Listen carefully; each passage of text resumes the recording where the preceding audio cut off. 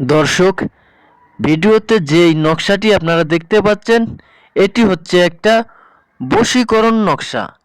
এই নকশাটি আমার বহুবার পরীক্ষিত একটা নকশা।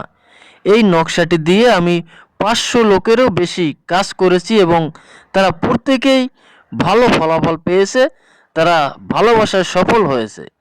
এই নকশাটি লেখা এবং প্রয়োগের নিয়ম খুবই সহজ। এটা আপনারা ঘরে বসেই লিখতে পারবেন এবং প্রয়োগ করতে পারবেন।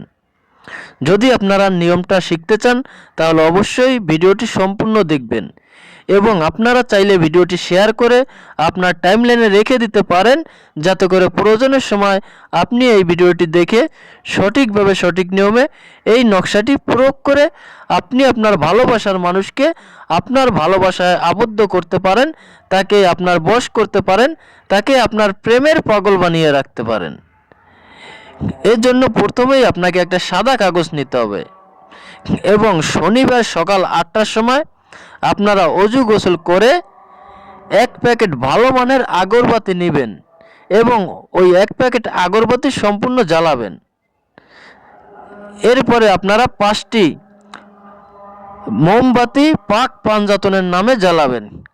এরপরে ওই কাগজে আপনারা এই নকশাটি লাল কালির একটা বল পেন দিয়ে লিখবেন। মনে রাখবেন, কোনো জেল পেন দিয়ে লিখবেন না, লাল কালির একটা বল পেন দিয়ে এই নকশাটি লিখবেন। এবং নকশার মধ্যে যে উপরে একটা ঘরে লেখা আছে অমুকের বেটা অমুক, তারপরে লেখা আছে অমুকের বেটি অমুক, তারপরে লেখা আছে বেসুমার মহব্বত হোক। আপনি যদি কোনো পুরুষ হন, কোনো নারীকে বশ করতে চান, ভালোবাসায় আবদ্ধ করতে চান, তাহলে প্রথমে অমুকের বেটা অমুকের স্থানে আপনার নাম এবং আপনার বাবার নাম লিখবেন। তারপরের ঘরে লিখবেন অমুকের বেটি অমুকের স্থানে আপনার সেই ভালোবাসার মেয়েটির মায়ের নাম এবং ওই মেয়েটির নাম। এরপরে যে শেষের ঘরে আছে বেসুমার মহব্বত হোক, ওইখানে আপনারা এই লেখাটাই লিখে দিবেন যে বেসুমার মহব্বত হোক।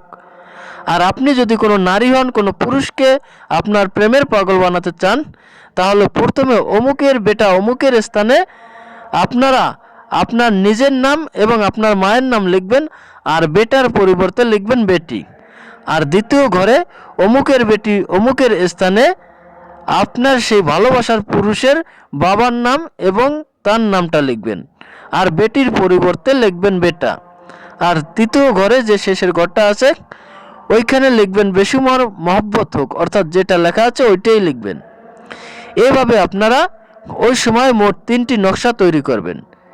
এরপরে আপনি ওই দিনই রাতে একটা নকশা তিলের তৈলে ভিজিয়ে মোমবাতির আগুনে জ্বালিয়ে দিবেন। এর পরের দিন আরেকটা নকশা ওই একই সময় রাতে ওইভাবে নিয়ম মতো তিলের তৈলে ভিজিয়ে তারপরে মোমবাতিতে জ্বালিয়ে দিবেন।